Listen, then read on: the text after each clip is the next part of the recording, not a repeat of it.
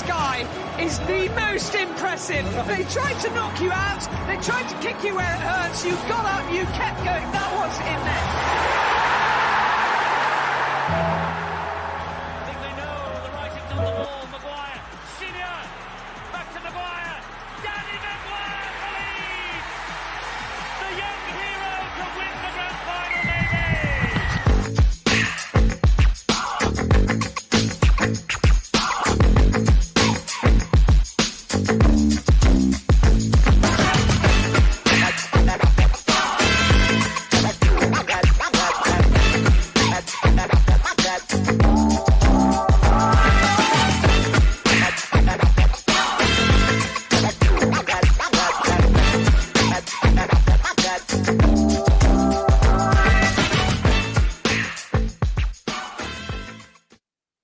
Hi everybody, welcome to the Lot Pod, the Leeds Rhinos Lot 17A podcast, kindly sponsored by ACD&B, who are a branding and creative design agency based in Farsley, Leeds. They create standout brands. If any companies out there need a brand new logo or a brand refresh, just get in touch with ACD&B. Thanks to them, as always, for sponsoring us, and thanks to them, as always, for designing this amazing fanzine. I'm currently holding it up to the camera for our YouTube watchers and Twitter watchers. It's got the GOAT, Danny Maguire, on the cover. It's available now on the Lot Pod store. If you just Google Lot Pod store, that's us, the top link, the Lot Pod shop, available with our badges. This incredible new issue number 2 of the fanzine with articles from fans, for the fans. Thanks to everybody who has contributed to this. This is, and I'm not just saying it, it is the best. I know we've only done 2, but it's loads better than the last one, just in that it's bigger, it looks better, bigger is better. This and it's got Danny Maguire and it's got Danny Maguire. And as I mentioned, it's got 2 pictures of Danny Maguire on the front. So, well worth it. This is the match review panel for Leeds versus Hull FC.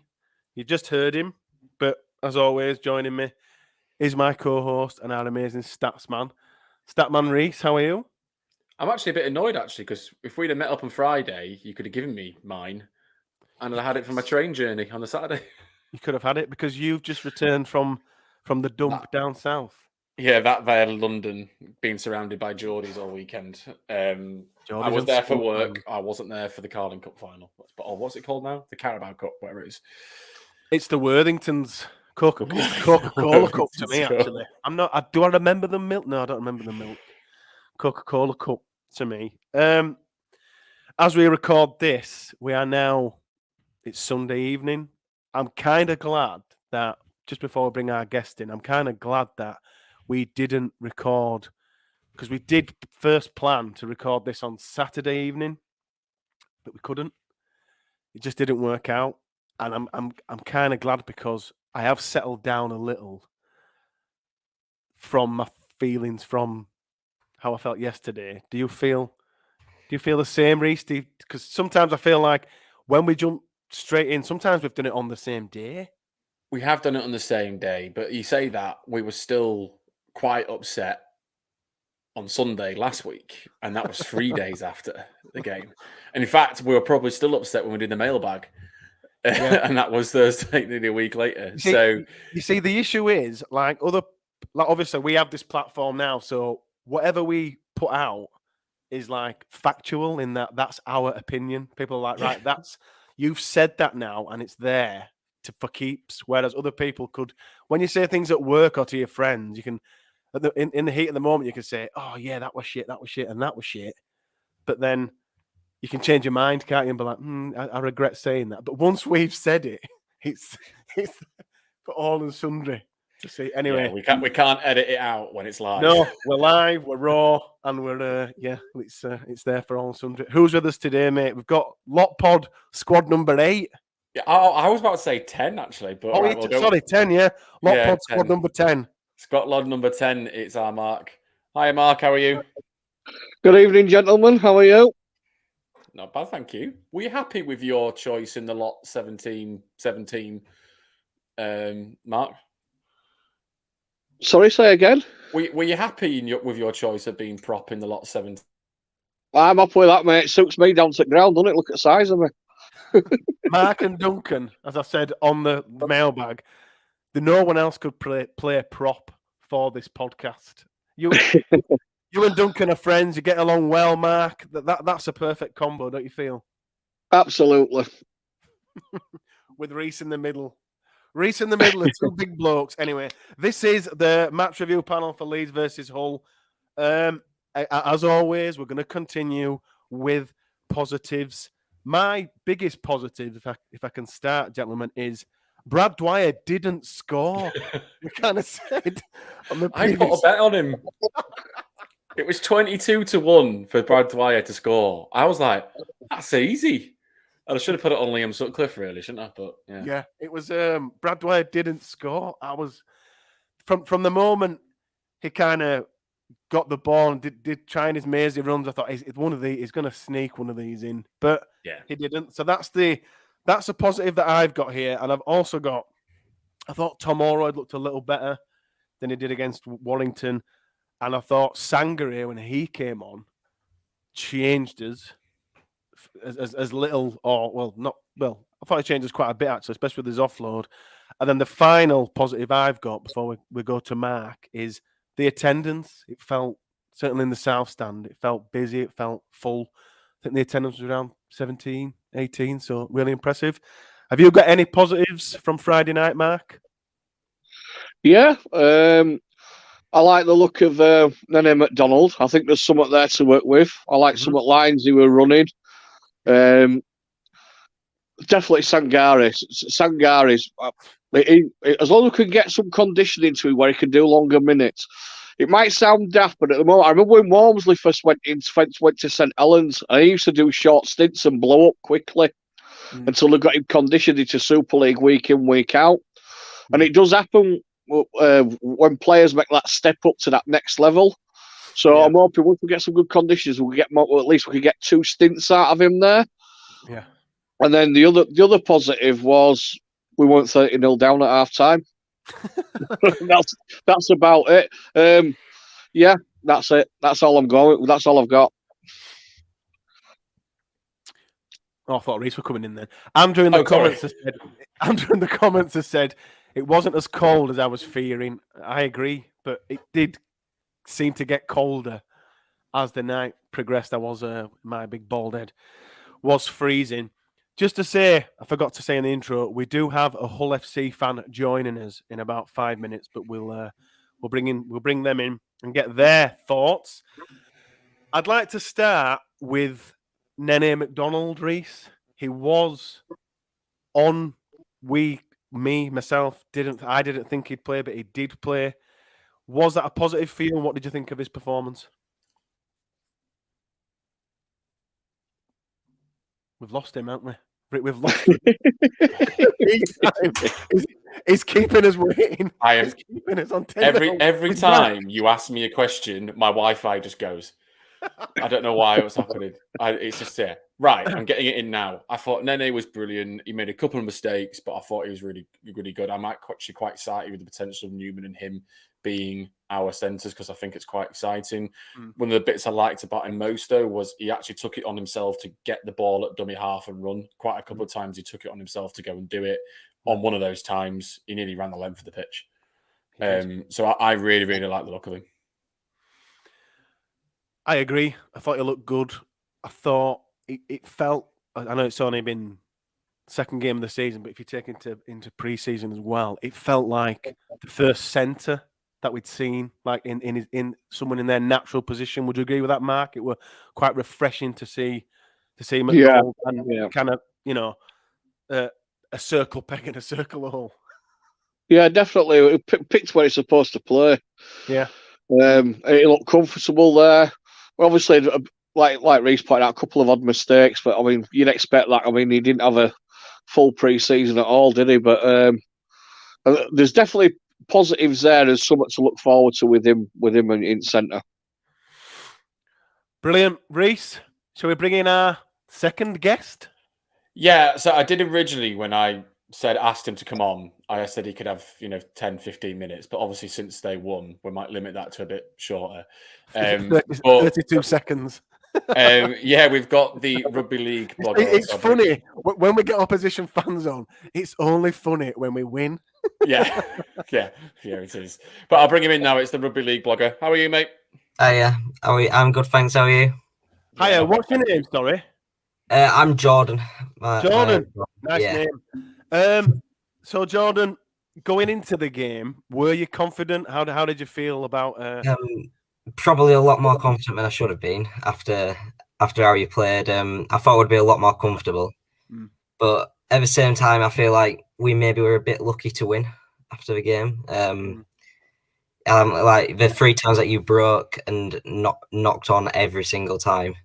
If you'd scored all of them, I think it would have been a different story. But yeah, before the game, I was very confident.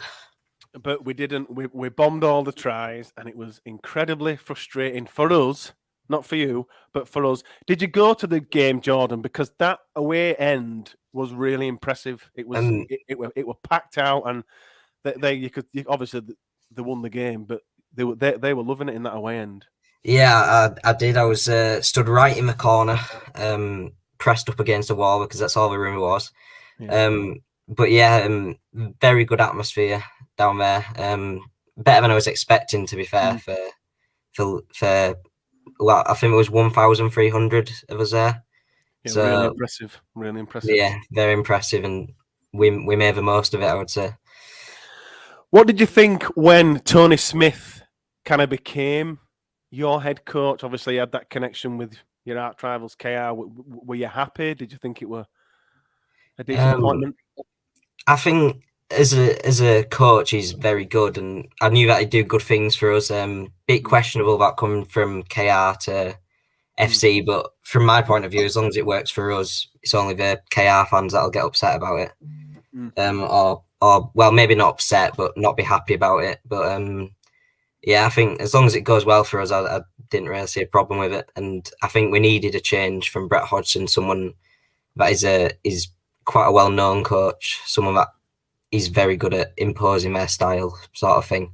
It's definitely what we needed. You'll get that from Tony. He's an absolute quality coach. Yeah. Reece, you're on mute. So, Jordan, in the second half, obviously, we bombed 3 tries. Yeah. We probably should have run away with it. Would you agree? Definitely. Every time you broke that line, I thought it's game done.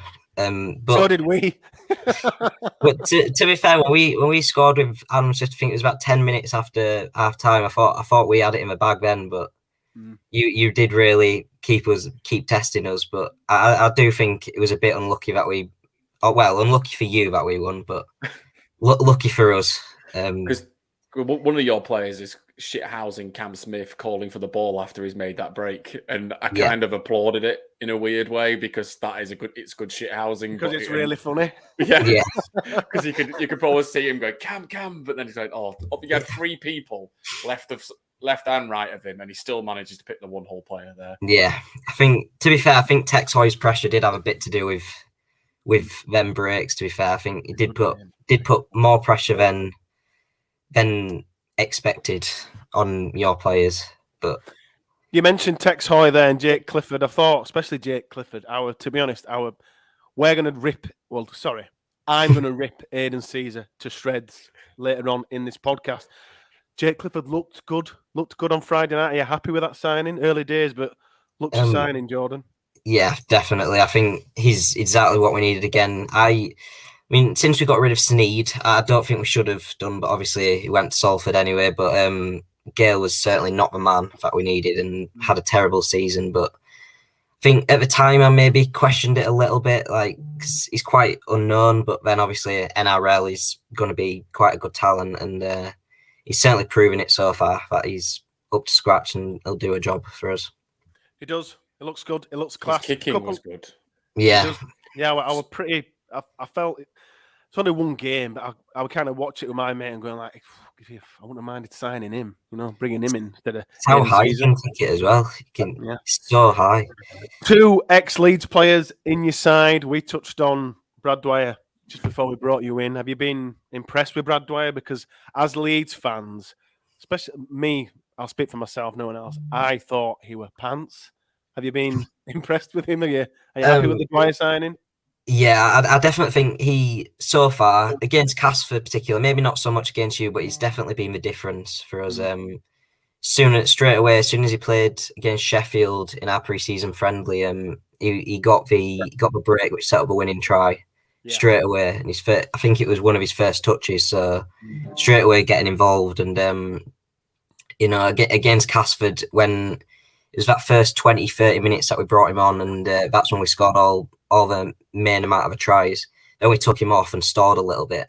When we brought him back on, that was when we got the edge that we need to win that game. And again, not yesterday, Friday, I think he did play very well. Not get a try, but obviously maybe not the difference as such, but definitely doing more in attack than we used to at Hull. One ex-Leeds player, of course, did score. Now, Brad Dwyer kind of, it was, I don't know, 80-20 in terms of support and whether we wanted to keep him. Liam Sutcliffe was very 50-50 in terms of Leeds fans wanted to keep him, maybe even 60-40 in his favour. But he scored against us on Friday. How have you found Liam Sutcliffe? Is he looking good? He's definitely looking good. I think he's picked up from where he left off last year. I still don't get why you let him go. From my perspective, I think he's very good, and especially because he had a good season last year for you. I think he's just picked up where he left off, and he's certainly filling where we needed him to. And with Carlos Tumavave out for us at the moment, he's certainly impressing even more. And Cameron Scott's come in and done a job for us, but I think Liam Sutcliffe's been even better, and he'll just keep progressing for us, and we'll make him better, hopefully. But we seem to have a history of signing good players and making them not so good. So let's see. What did you think of Hull, Mark? Sorry, said it wrong. For me, it was a Tony Smith team. They play heads up rugby. They were dogged. The young him when they had to. I think in Hoy and Clifford, they're going to bring a new dimension to them, which they've been missing. I'll be honest, I thought you'd be better without Sneyd because he's so one-dimensional. And I'll say that, I've said it for years. I think, although he's a good kicking game, I don't think he's an elite 7. Never have done. So I think with Smith there, Hoy, Clifford, young McNamara, you will play a lot more off the cuff stuff, but you'll be more of a threat than you have been. Yeah. So, like, from outside looking at it, under Hodgson, it was so easy to see what you were going to do. It was Liggy style, it was Satai, your big forwards, relying on Houghton doing 80, and then hopefully scoring off back of that. With Smith, you'll score from your own half. You know what I mean? You'll be dogged in defence, and He'll definitely improve you, make you better. And I think in Hoy and Clifford, they're both mavericks as well as having the basics right. So they'll kick when you need to kick. They'll kick on third, fourth if you're getting bogged down in your own half. But they'll also be there to try something off cuff that nobody else is expecting. So, and I don't know if you agree or not. You've had a couple of lads come through your academy, but I'd expect more from Hull, given your history. Does that make sense? He will give your better youngsters game time, and he won't be afraid to throw them into Derby, into a cup semi-final, into a final, and you'll see that grow for your squad as time the longer he's there as well.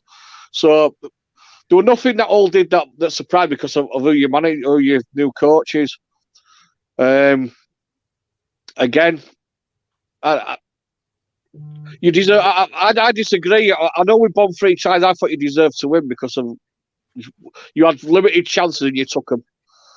Yeah. And that's one thing that Smith's team does. Whether they're great for 20 minutes or dogged for an hour, whatever it is, if they get chances, more often than not they'll take them.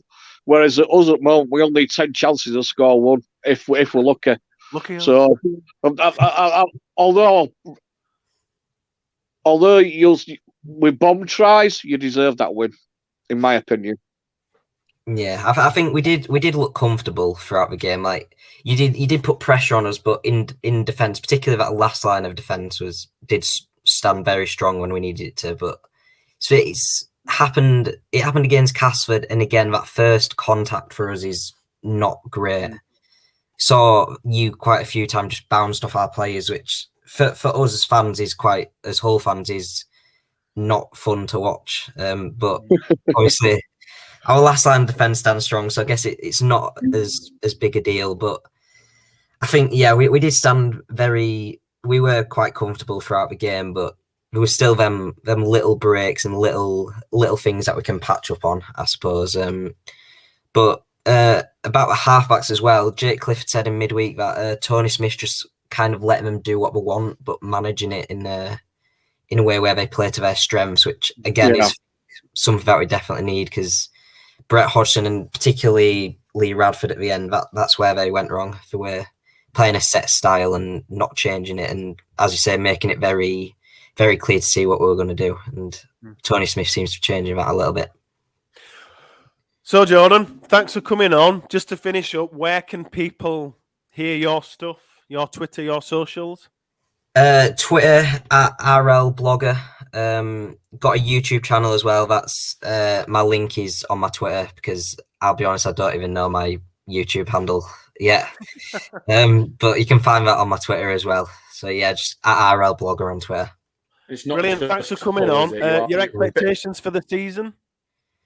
Oh, I don't know. We've looked good in attacks, not so great in defence. So I'd say Saints, Warrington still be better than us. Say third at best, but I'd say probably fourth or fifth is hopefully about where we'll be. Brilliant. Jordan, thanks a lot for coming on. Take care. Worries. Thank you. Bye.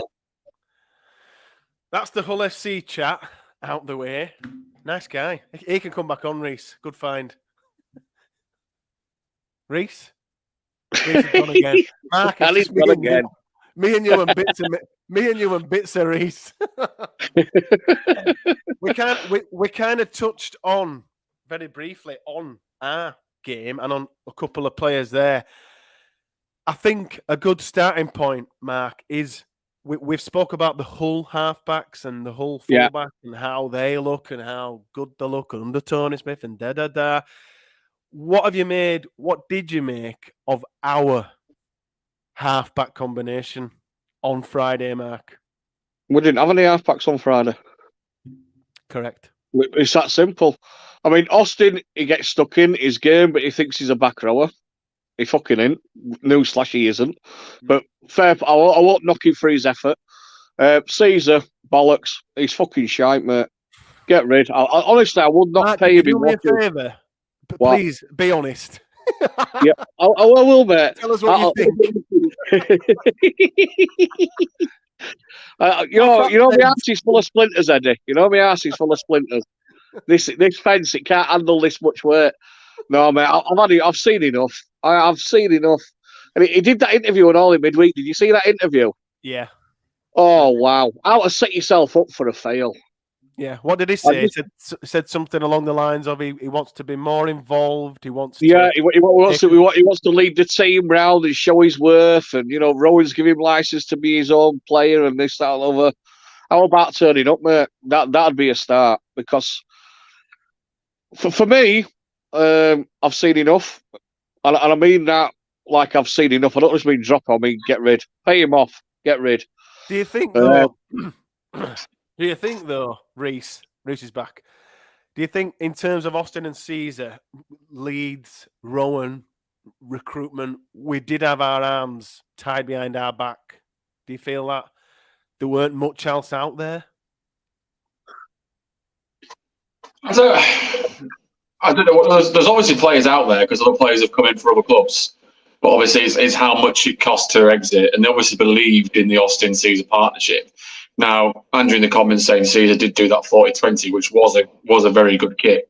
But that is literally all he brought in the game. There was no structure. There was no coordination.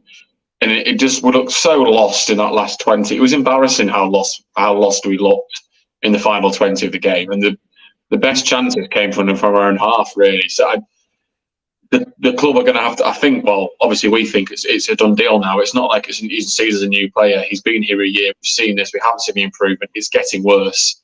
Yeah. They're going to have to. I would start putting Leeming at 7 now. Yeah, I agree. Because what annoys you as well, you've got two massive wingers, and we didn't kick the ball to them once in the air, not once. Warren says in the comments, if you drop Caesar, who do you play in his position? Well, I kind of said after the Wire game, I'm happy to say Leeming in the halves. Reef says Leeming in the halves. Mark, if Caesar is to be dropped, who would you like to see in there?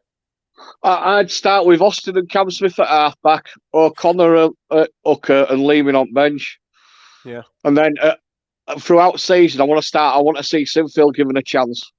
I wouldn't have Caesar anywhere near that first team ever again. It's that simple. You've got to be brutal. If we're going to progress, then players have got to realise, I don't care who they are, that if they turn out that kind of effort or lack of, then there's no spot for them anymore.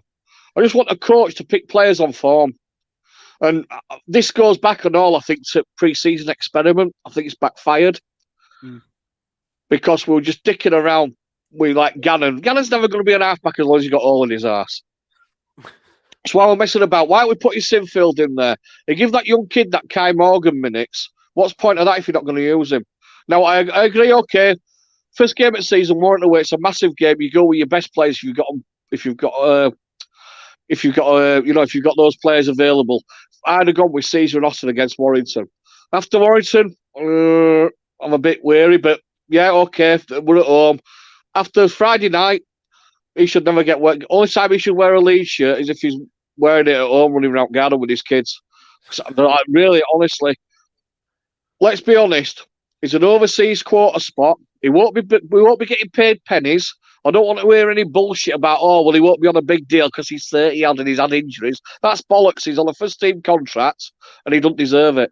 So you shouldn't pick him. If we're going to make progress and we're going to be truthful to ourselves, the coach has got to get him by the throat and say, fuck off, mate. Get him by the throat? Jesus because he's not good enough. I mean, how do you set your standards? Do you know what I mean? Get him by the throat. Well, how do you set your standards? Do you know what I mean? Can I just say, Mark, I've missed you. I think I'm being genuine here. Mark's all of our guests, all of our regulars, there's a reason why they are regulars. They offer great opinions and they're all different in style and personalities. But I have to admit, Mark, you are always better after a defeat. I think we need to book. I think we just need to save Mark for all the defeats. every week at this rate, like. Reese, last week we said on this podcast, and to be honest, when you said the meters that Reese Martin, Aidan Caesar made against Warrington, I think that was the first time. I think it brought it to people's attention. I might be putting you on the spot here. You might be able to see where this is going. Do you have his stats from the whole game? No, because Super League enough. Because Super League haven't updated the website. It's been 2 days, and there's no stats. Which is not surprising, but we'll bring them in the mailbag. We have to talk. Yeah, I'll do a tweet when they come out because it would be interesting. But I also want to compare like Nene to Liam as well, because I think last week I said I can't make a comment on Nene until I've really seen him play, and I feel like I can probably make a comment on how happy I am versus him versus Liam now that I've seen him. But I can't imagine Caesar's stats will be too impressive. Let's put it that way. No, I agree. We kind of said after the Wire review, the most important thing, Reese, from this game was a reaction, a positive reaction. Do you feel we got that on Friday? No. I think we made steps in the right direction. And that could have easily been a win. That could have so easily been a win on Friday night. You know, even if they just got one of those tries that they didn't bomb, it's a win, really. The execution in the final 20 is not an improvement at all.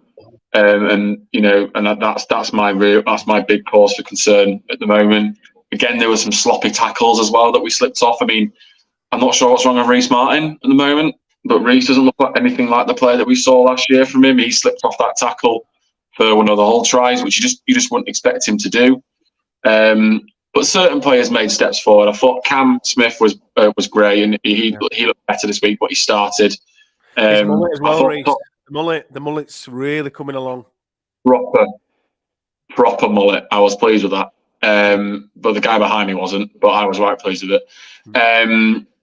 I thought Holroyd had some right angry runs. You know, he'd made improvements. So I think individuals would make a step forward, but I don't think we've made a step forward as a team fully.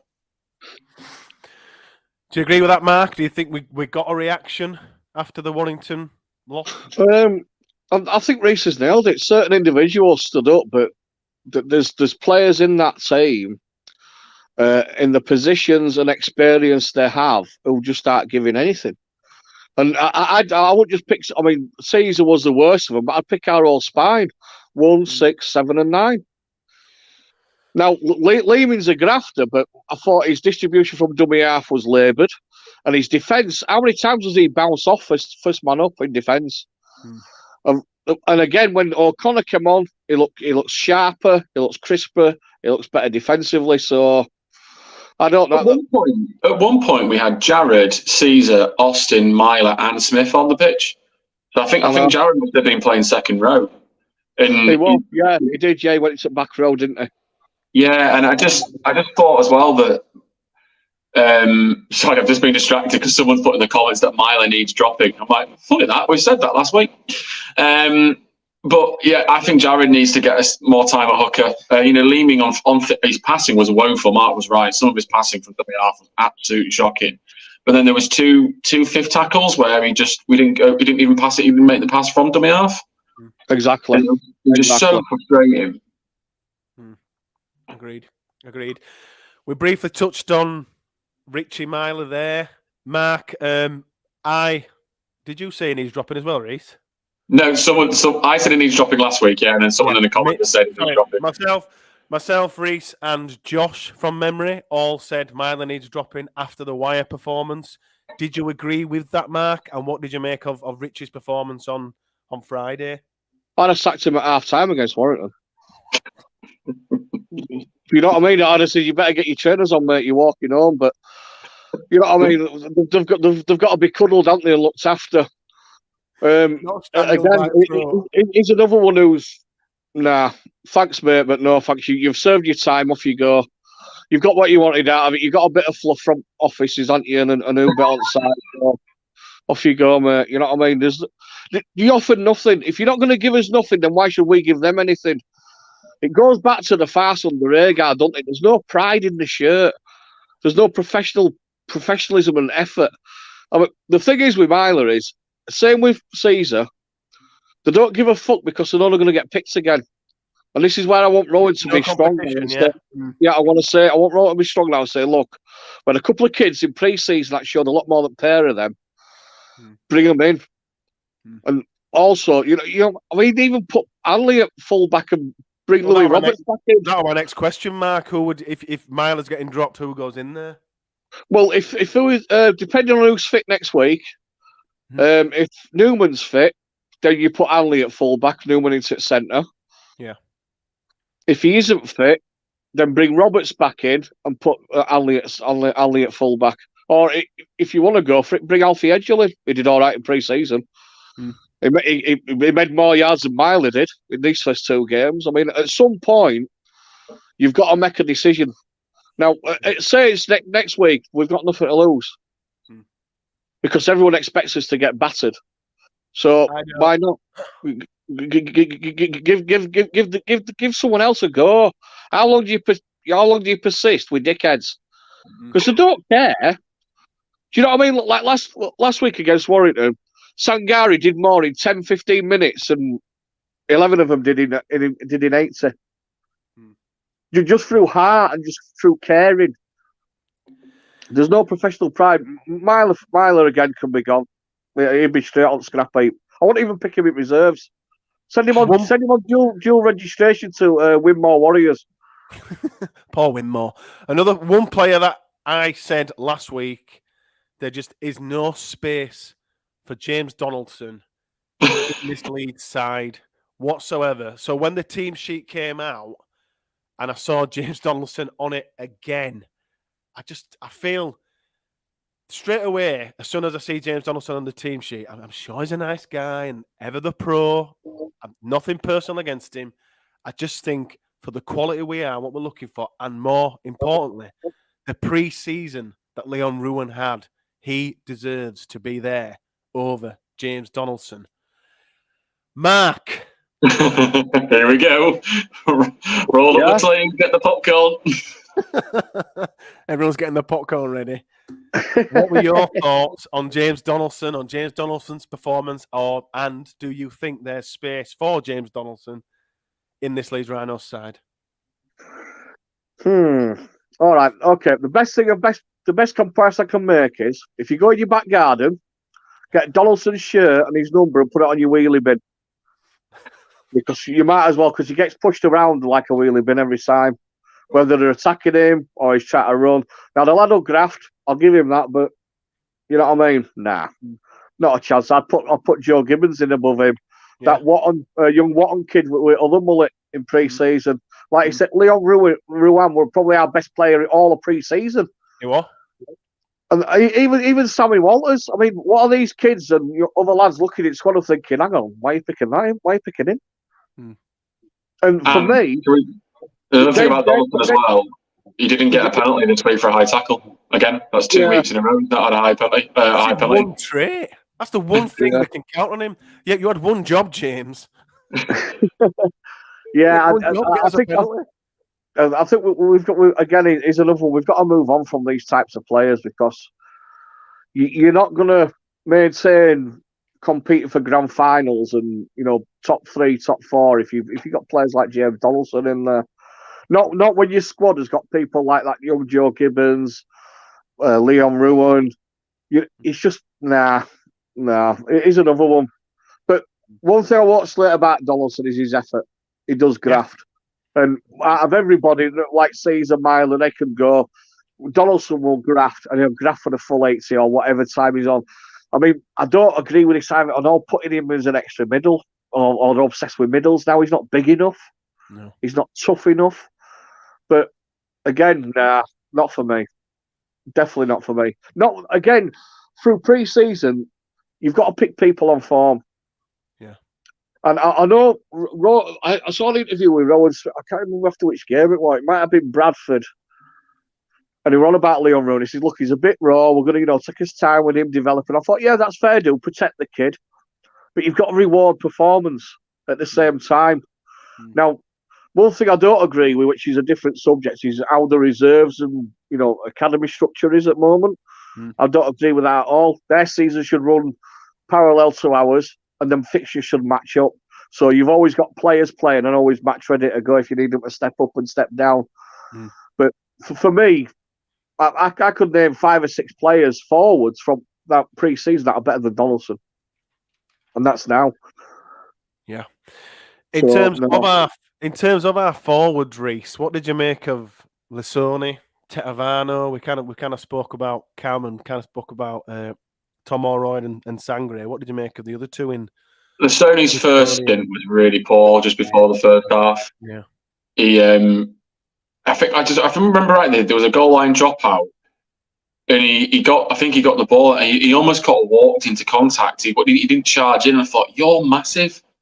One of the best clips of rugby league is like Sam Burgess when he charges into that tackle, full contact with 3 people waiting for him. He doesn't stop. He doesn't slow down, and it winds me up when I see people slowing down, going to contact. But he didn't even speed up. His stint in the second half was better, but as Andrew's saying, he does look just unfit. I actually didn't think Tetavano had that bad of a get. I don't remember him having a shocker, but I also don't remember him standing out. I bet that you've literally took the words out of my mouth. I just don't remember it.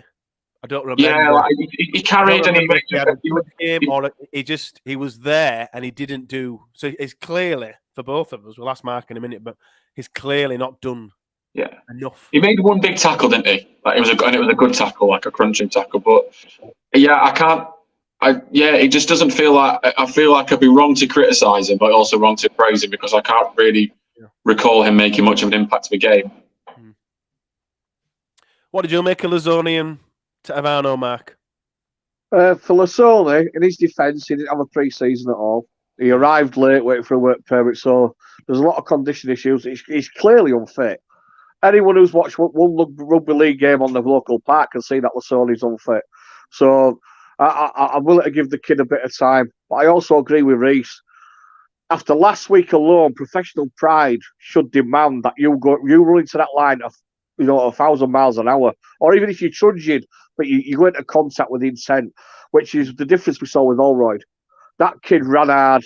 He hit hard. He put his hands. He's going to get better. He's Tommy Allroyd. I think he's one of the unfortunate ones that's caught for a lot of stick of how we started this season. I don't know what people were expecting. Mikolaj Leski didn't hit the ground running straight away. We have to be careful with it. I know people say, well, he's been around a couple of years. You know what I mean? He's still a baby in terms of his experience at first team level. He's had bans and injuries, so I'm happy with where Tommy Allroyd's going at the moment. Tetavano, Marquis, you're taking the piss. No, there's no point. Again, what Tetavano's doing, I could see young Liam Higgins doing. Higgins, who's played for Academy, doing. There's nothing there, is there, that says like when the Usyk came on for them, where it's Satai. Yeah. He came off bench, but he bounced our pack, didn't he? Yeah. He made him. I mean, we took a lot of getting hold of. Then Tetavano should be doing similar because I've seen him do it for Sydney. I've seen him do it for Penrith. Never seen him do it for Leeds. No, I haven't.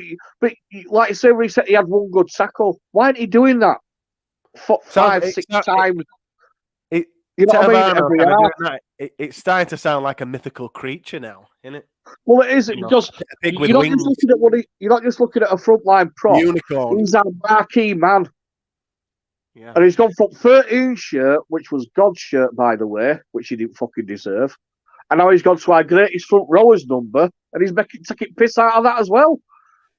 Well, he won't be here for much longer because he's out of contract to the end of the year. So we've got 4 quarter spots available. Yeah. We've kind of touched on it a couple of times. If we were to utilise all 4 of those quarter spots, Mark, what positions does Rowan need to give some serious thought to? I'd also like to get the thoughts of all our people in the YouTube comments as well. Let us know if we do utilise all the 4 quarter spots. So who's the 4? It's Austin Caesar, Tetavano, and Fuzzy, isn't it? Yes. Right, okay, well, all 4 could go for me. Not interested in any of them. Oh, they're gone. Do we just replace like for like, or? No. I think we're all right with wingers at the moment. We've got a couple coming through, and I think we're all right for wingers. There's a couple of kids that, for me, deserve more chances going forward. The money has to go on the pack again, and 6 and 7. That's where it's got to go. It's got to go. The pack still needs size. It still needs aggression. And 6 and 7, they've got to be better. But for me, as well, we've got to be careful because for me, I want to see Sinfield introduced gradually. I've seen Kai Morgan, but I think he's 2 or 3 years away if he's going to make the step up. Too early to call him, but I think Sinfield's got something. So we need some, people in there to guide him. And then maybe we're looking at a fullback as well. I don't know who plays fullback. I mean, I like look of Alfie Edgell, but are they going to back him, or they're going to go long term with Ash there? I don't know, but all 4 need to go. All 4 need to go, and we need. It's got to be spent on quality. The marquee money shouldn't go on an overseas sign unless it's proper world class, which you're not going to get now because salary cap's gone up again. So for me, marquee man's Newman. It's a no-brainer. Yeah, and then you just go from there. But definitely all 4 could go for me. All 4. Reese, do you agree with that? What positions do you reckon we should fulfil? I think I said last time. I said halfbacks, prop, and fullback. I think I'd be happy potentially actually to go fullback, hooker, halfback, prop. Yeah. Now, on reflection, I think. Charlie in the comments says halves and props. Andrew says hooker and a halfback, a fullback as well. Tony says he agrees with Andrew. And Kevin says, you see Sinfield Jr. making it, and then I haven't really seen much of him. For me, I agree with what I said on the last. I think everyone agrees we're going to need two halfbacks. We're going to need two halfbacks with a view of Sinfield kind of coming through and getting game time from this year onwards, kind of bringing Jack through. But we definitely need two halfbacks.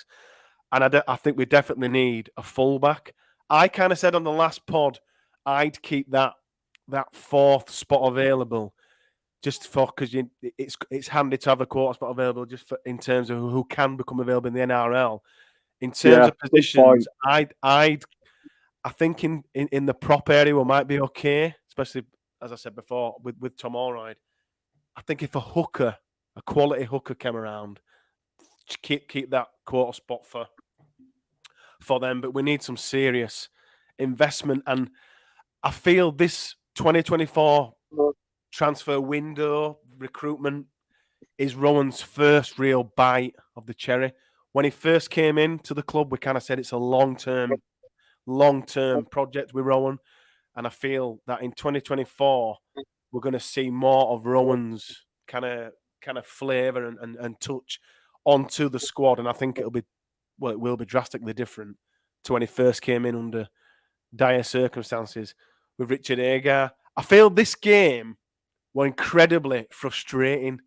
We kind of glossed over the 3 bombed tries, but if we should have scored from all 3. It's a completely different game, isn't it, Reese? What did Nenny do? Did he throw it? Did he just let go of it? I think he knocked No. I think he knocked it down, knocked his arm. Right. Because I couldn't see from where I stood. Yeah. So when he stepped inside, that winger, who is he? That gobshite they got from Huddersfield. Adam Swift? Oh, McIntosh. Yeah, yeah. Well, he put a flailing arm and knocked Nene's arm, and he just lost control at ball when he stepped inside him. So there was that one. There's then the one that Cam Smith passed to the only Hull player in the vicinity. That's him. Yep. And then the pass to Austin. Yeah, and then I don't think Austin would have made it. I think Austin would have been caught because it looked like Adam Swift was chasing Austin down. So I don't think Austin would have gone all the way, but would have been on their 20-metre line, fractured. I reckon would have scored off back of it. Momentum. Austin had Lehman on his inside though. If he'd have caught, he could have just passed inside, through. I mean, it was Austin's pass that set that up as well, and we haven't really talked about Austin. We've talked about Caesar. I think Austin tries. I genuinely think Austin does. He thinks he's a 13 too much rather than the 6. I get a bit sick of him running into contact, but now and then he did show the bit more class and a bit more creativity, and that pass to Hanley was well measured, and it was nice to see Hanley on the wing as well that moment and being his man, because I think Hanley was at fault for the first try. Really, he was getting pushed out by Austin. You could see it on the replays, and Austin was telling him to push out, and he didn't. So I want to see Hanley play winger, one of the best wingers, the lead meter maker in the Super League last year, and he's not playing wing. And then with the one time we saw him on the wing, he took on his man and absolutely roasted him for speed. One thing that kind of drives me mad is Austin does 95% of our kicking, whereas Aidan Caesar in his Canberra days and even at Huddersfield, ever saying, "Oh, his kicking game's awesome," but yet Mark, he doesn't really kick for us. Austin does the majority of it. He kicked a 40-20, did Caesar, but then the last 2 minutes of the game, Caesar on the ball kicks it straight into the south stand. It's shite. It's that simple. We're talking about this mythical creature, Austin Caesar, that was 5, 6, 7, 8 years ago. We've got the 2023 version. We've got a Televano, a flying pig. We've got an Austin, a unicorn, and a Caesar, what's another mythical creature? A senator. We've got 3. I don't. One thing, the other things that really annoy me and all, which this is on Rowan, this is, if we're getting penalties just inside their half, why aren't we kicking them? Why are we standing flat? Pass it left to Austin, pass it back to a fucking prop that stood there with his thumb up his ass to get nailed, and we finished 10 yards back from where we took penalty from. Three fucking times we did that. I did like the audacity and the confidence that we had. We're losing a game, looking awful in attack, and yet we just decided, no, we won't take the extra meters on offer and kick to touch. We're so confident, and such is our audacity, we will tap it. And I think it was the second one when we did it. I said to my mate, I was like, right, come on then, you're so confident, show us why. And I think we knocked on. I think Donaldson knocked on, or someone knocked on. I was like, right, so we're so confident we get nowhere with it when there's 3 meters on offer. I just think that, again, I want Rowan to get a grip of this team now and say, look, let's stop dicking around. Let's get the basics right, and then we can play. Hopefully, how we ended last season. What I don't want to happen, which I'm really fearful of now, is him having like this Agar bounce. When Agar came in, he settled us down. Then we won cup, and then after that, it were all downhill. He settled us down. We played some good run. We got to the grand final. I don't want it to all go tits up now. But I'm all for trying something new, trying to be different, play heads up rugby, try and attack from his own out, all that kind of stuff. But you've got to get the basics right. And right now, our passing, our kicking, our communication, our running lines, our defence. I mean, our fucking defence. Jesus Christ! When he put Griffin away, man, he took Reece Martin 3 days to turn around and start fucking chasing him. Yeah, that was Reece. That was similar to what Smith tried when they run straight past Caesar. When they're doing Andy A school of tackling, tapping them on arse as they go past. This is basic stuff. And again, I think as a team, I think we look unfit. I don't think we've looked like we had a full pre-season. I've watched every team now. I've seen every game. And every team, even those that are getting beat, look better organised and have a better game plan than we have. Yes. And for me, that's quite worrying. And it's alarming and all. It's alarming how much it stands out. Because even if you say we would have got them tries, we'd have won. Yeah, that's probably so. But for me, it can't gloss over how many times we were in there half and just passing side to side. I reckon when Reece gets the stats, we'll probably make more yards sideways than we did going forwards. They don't track that, unfortunately. How many passes did we make when a player wasn't even expecting it? They just stood still. Well, that was one moment that really, really annoyed me, actually. And this is the bone I had to pick with Myler. He wanted to pick a fight for some reason on after he gained a kick. There was no reason to kick up a fuss.